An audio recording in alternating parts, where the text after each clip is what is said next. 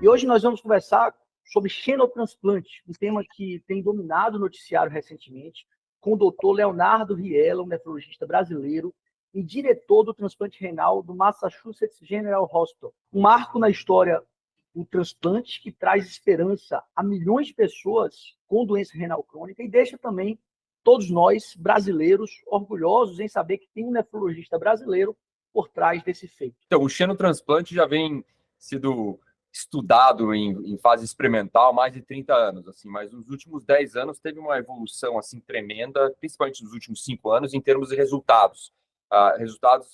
Em termos de sobrevida do transplante renal nos primatas não humanos, então macacos. Então, os rins estão sobrevivendo agora em macacos mais de 2, 3, 4 anos, e esses órgãos vêm de porcos geneticamente modificados. E a curto prazo, né, não tem uma rejeição imediata, só que muito disso a gente já sabia, né? E a questão é mais a longo prazo. A cirurgia em si é exatamente igual. Conecta uma artéria, conecta uma veia, conecta o ureter. E no caso do nosso paciente, teve dificuldades, porque era um paciente diabético, tinha uma doença vascular significativa, até demorou um pouco mais do que uma cirurgia normal do transplante renal, mas foi super bem, uma vez conectada, e a artéria, a veia foram desclampeadas, né? A perfusão do rim foi ótima e deu para observar, naquele momento, já a saída de urina. Em relação à fisiologia tiveram que lidar com alguma... A fisiologia era aquela coisa incerta, né? Porque quando eles colocaram o rim no Alabama, por exemplo, acho que no primeiro dia foram 15 ou 20 litros de urina que foram feitos, né? E ficou aquela dúvida. Até no começo a gente ficou meio assustado, deu até um pouco mais líquido do que precisava, assim.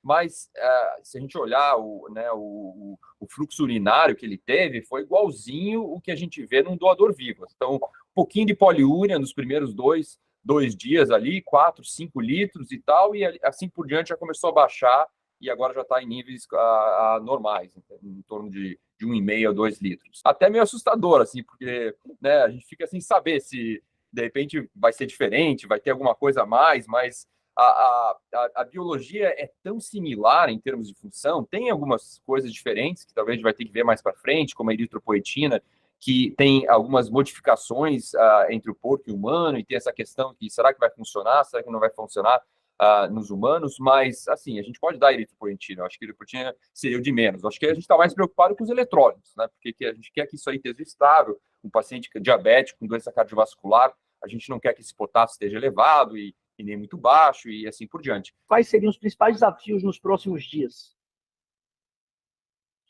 Bem, eu acho que os desafios vão ser nos próximos meses, né? Porque a gente não sabe, assim, quanto alto é o risco de rejeição, né? A gente está com uma série de medicamentos, a gente está fazendo uma medicação, uma combinação de medicação quádrupla.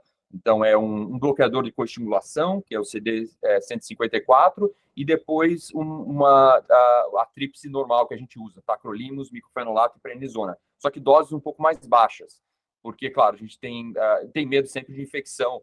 Então, a infecção e a rejeição é que a gente vai ter que observar. Então, vai ser esse balanço, assim, de querer dar o suficiente para tentar controlar a rejeição, mas, ao mesmo tempo, evitar que esse paciente tenha uma infecção. Ainda mais que, 60 anos, já teve um transplante prévio, já teve imunossupressão, é diabético, então, existe esse risco aí, como qualquer outro paciente transplantado.